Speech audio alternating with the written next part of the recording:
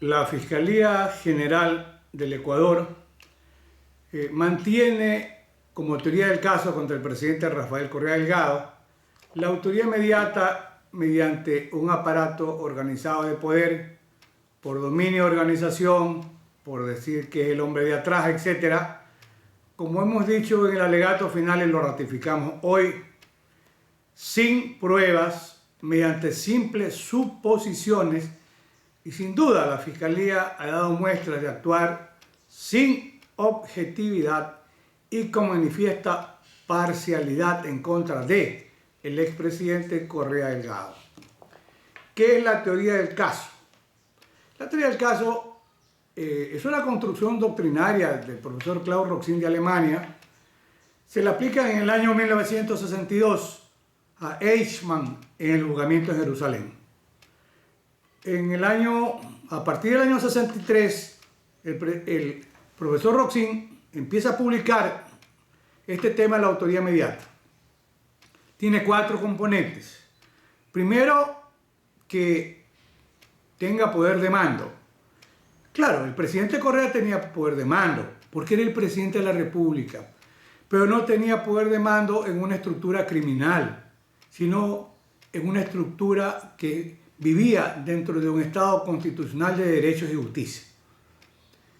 Se requiere que haya autores fungibles, es decir, si no actúa uno, actúa otro. Esto puede ser valedero en el nacionalsocialismo alemán. Disparaba a un capitán o un teniente o un sargento.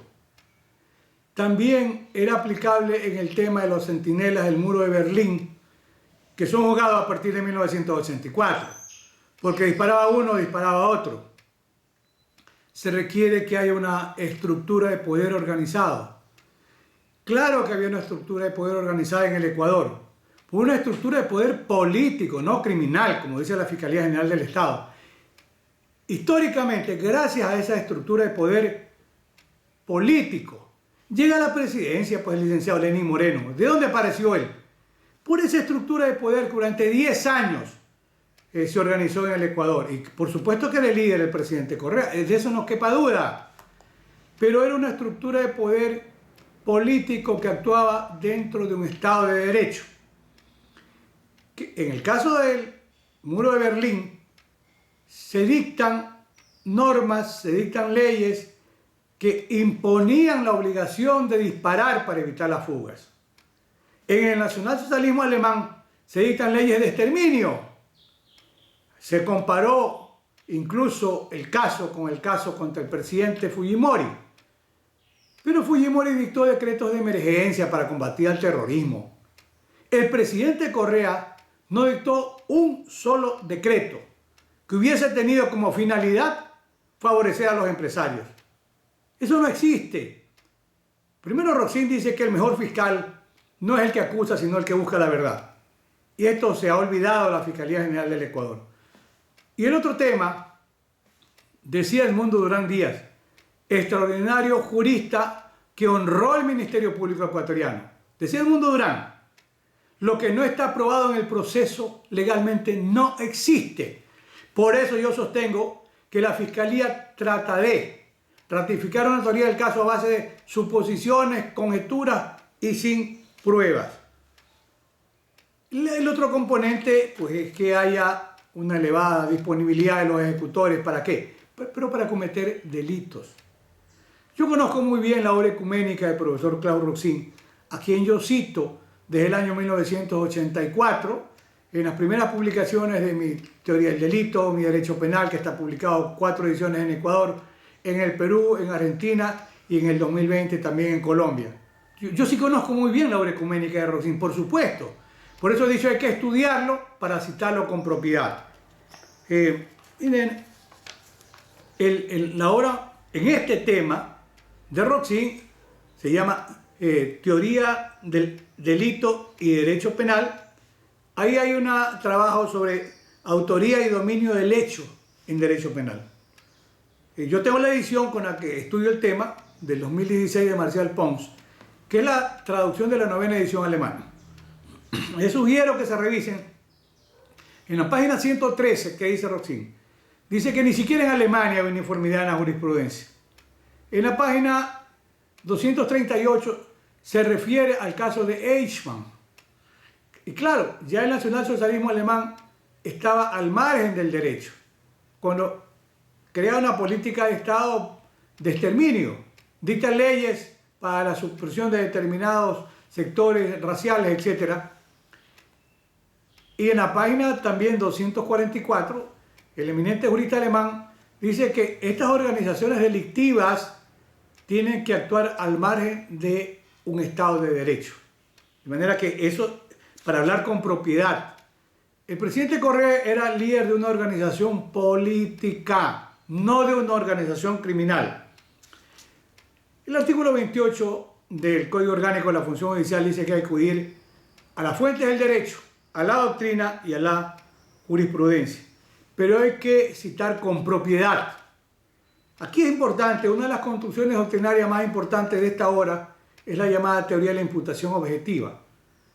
Ahí tercian tanto el profesor Roxin como el profesor Günther Jakob, otro eminente penalista alemán. Nos interesa citarlo a Jakob, porque Jakob, en la primera parte, Roxin se refiere a el riesgo permitido, a la confianza en la actuación del tercero, pero el tema del profesor Jakob es formidable. Él crea la llamada teoría de los roles. El presidente Correa, como tal, no se apartó de su rol propio como presidente. En consecuencia, si no se apartó de su rol, no se le puede imputar un resultado delictivo. Es lo que llama Jakob la prohibición de regreso, porque la conducta del presidente Correa fue neutral o neutra. El otro componente es la actuación de la víctima a propio riesgo, que no tiene pertinencia con el comentario. Pues bien, hemos sostenido que sin pruebas, la señora fiscal hizo algunas afirmaciones, yo la escuché en su intervención. Yo desde Guayaquil debí viajar en vuelo rasante a Quito para intervenir en la noche, pero ella dijo, primero, que el presidente Correa se había beneficiado de $6.000 que eran producto de los sobornos de Odebrecht. Eso es una mentira absoluta y total. Pues. Los $6.000 que le dieron de préstamo al presidente Correa provenían de un llamado Fondo de Solidaridad que existió hasta el año 2015 en la Presidencia de la República. No se puede faltar a la verdad de los hechos de esa manera. Y dijo también que por la actuación del presidente Correa se habían otorgado contratos con el doble del precio, o sea, un sobreprecio del 200%. Eso es falso. La señora fiscal presenta como prueba 3 páginas, claro, de contratos. Los contratos, por supuesto que existieron, pero no existe un solo peritaje técnico que determine que hubo sobreprecios. No hay un informe de Contraloría, porque si existiera ese informe lo habría presentado, pues. Y hoy nos enfrentamos a una situación terrible, porque la señora fiscal, su testigo estrella, hoy es Concienciado Santos, un delincuente confeso que está cumpliendo una pena en Brasil, pues, y no se lo quiso procesar aquí en Ecuador con el falso argumento de que no podía, había que aplicarse el non bis in idem. Sí, no se juzgaba 2 veces por los mismos hechos. Pero es que nos echaron una gran mentira en la que también aparece allí de la mano la Procuraduría General del Estado. O sea, aquí hay unas sentencias, pero nunca se las ha leído, que impide que se lo procese en el Ecuador. Falso, falso, falso. Como yo le dije a los señores jueces del Tribunal de Juzgamiento, revisen, es un acuerdo de cooperación o delación premiada. Revisen la página 3, donde están los 9 casos de actos de sobornos cometidos en Ecuador que acepta Concienciado Santos, más allá de que sea golpe de pecho y se da latigazos y pide perdón. Pero no aparece pues el caso de los sobornos 2013 o 2014. Ergo, jamás fue condenado en Brasil por los sobornos que son materia de este proceso penal. En consecuencia, se lo ha favorecido con la impunidad. Seguramente es parte de la negociación que ha hecho la Fiscalía. Debemos presumirlo razonablemente porque no hay otra lógica, pues. Y hoy el Ecuador está soportando ya una primera demanda de Odebrecht por $200 millones, que además Odebrecht está quebrada con $25.000 millones, de manera que no nos va a pagar ni un centavo. Otro testigo o prueba de la Fiscalía General del Estado, son las declaraciones de la señora Pamela Martínez y la señora Laura Terán. Para empezar, las declaraciones van cambiando desde la primera a la última. En la primera no sabía nada. Y en la última hace toda esta novela. Ahora ya no se mencionan los cuadernos de la señora Pamela porque fueron forjados. Pero por supuesto, pues, esto de acordarse con centavos de hechos ocurrió hace muchos años no tiene credibilidad. Por eso hoy no se menciona como prueba los cuadernos, sino la declaración de la señora. La señora Laura Terán, ella simplemente anotaba lo que decía la señora Martínez, además que la señora Laura Terán también la han beneficiado, pues ni siquiera lo llaman a declarar al esposo de la señora Laura Terán, que se benefició con contratos por más de $1 millón. Y la señora Pamela Martínez ha negociado incluso la impunidad de su esposo, a cambio de que, bueno, ella le dan un tratamiento, posiblemente sale con el tiempo que ya tiene cumplido y no va a devolver nada. Si alguien se enriqueció en este proceso de los llamados sobornos, sin duda que es la señora Pamela Martínez, porque el señor Concienciado Santos afirma, sin ninguna prueba, que en el año 2013 entregó $2.5 millones, que en el año 2014 entregó 2.6 millones y que en ese mismo año le entregó $470.000 a Next Global, la empresa de la señora Martínez y del esposo Jimmy Salazar, que reconoce que ha recibido más de $1 millón por concepto, dice, de servicios profesionales que no están probados.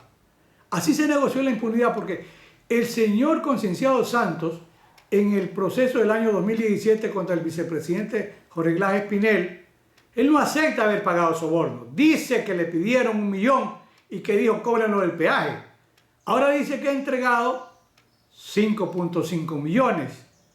Pero ese dinero no aparece en ningún lado. Yo no sé, honestamente, si el señor Concienciado Santos se llevó ese dinero, porque no aparece quién lo recibió. No sé, pues yo pedí la declaración del señor Concienciado Santos a través de videoconferencia y el tribunal la negó. Pedí la declaración de otro ciudadano de Sousa, que como digo era una especie de carretillero, llevaba dinero, también se la negó. Por eso es que yo sostengo que al presidente Correa se lo dejó en indefensión, porque el artículo 75 de la Constitución dice que la más alta de las garantías es la inviolabilidad del derecho a la defensa. Y esto puede ser causa de nulidad, pero por supuesto. Pues bien, yo he planteado preguntas que están en el proceso. ¿Cómo llevaba el dinero el señor Santos? ¿En carretillas, en aviones, en un metro? No sabemos, pero eso es lo que él dice y eso es una prueba según la Fiscalía. En el tema de los coacusados hay suficiente información, se puede revisar o leer el trabajo ecuménico del profesor Francisco Muñoz Conde, que se refiere a la verdad en el proceso penal, a la búsqueda de la verdad. Yo tengo la tercera edición de Hammurabi y me la envió Paco Muñoz del año 2011. En España, estas declaraciones de los coacusados no tienen valor porque está probado que responden a determinados intereses. Negocian impunidad y a cambio de perseguir a determinadas figuras, que es un poco lo que está pasando en este proceso. También la Corte Interamericana en Segarra Marín versus Perú del 2017 va en esa misma línea. Y para ir concluyendo, al ciudadano me voy a referir. Alexis Mera. Alexis Mera no hay prueba de que haya recibido un centavo. Por allí apareció Pedro Espinosa, un asesor que dice que retiró unos sobres de manos de la señora Pamela Martínez y se los llevó al doctor Mera. Pero él no dice que era dinero, ni vio dinero, ni contó dinero, ni ha firmado un recibo por dinero. Y yo, muy perplejo, he observado que incluso en un momento dado el señor Procurador General del Estado, ¿qué ha dicho? Ah, no, es que seguramente era dinero. No se puede de esa manera vulnerar un principio fundamental, el de la buena fe y de la confianza en la actuación. Siempre. Esa es una norma en materia de servicio público. Mire, la única manera de llegar a la verdad de los hechos es a través de la prueba. Lo decía ese jurista de cultura ecuménico, el maestro Jorge Zavala Vaquerizo, con 11 tomos de su tratado, que ojalá los operadores de justicia se pongan primero a leer y después a estudiar. Concluyo ratificando que contra el presidente Correa no hay ninguna prueba. No obstante, la Fiscalía mantiene una acusación y una teoría del caso insostenible porque falta a la verdad de los hechos.